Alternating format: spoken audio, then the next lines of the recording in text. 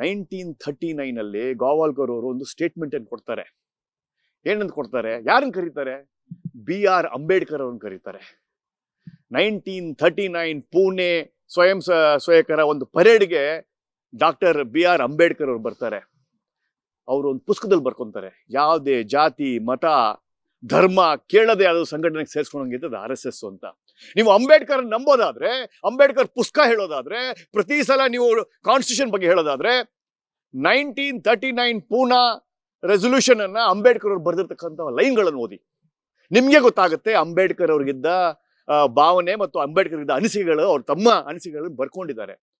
ಯಾವ್ದಾದ್ರು organisation without ಜಾತಿ ಮತ ಇಲ್ದೇನೆ ಸೇರಿಸ್ಕೊಳ್ಳೋದು RSS ಅಂತ.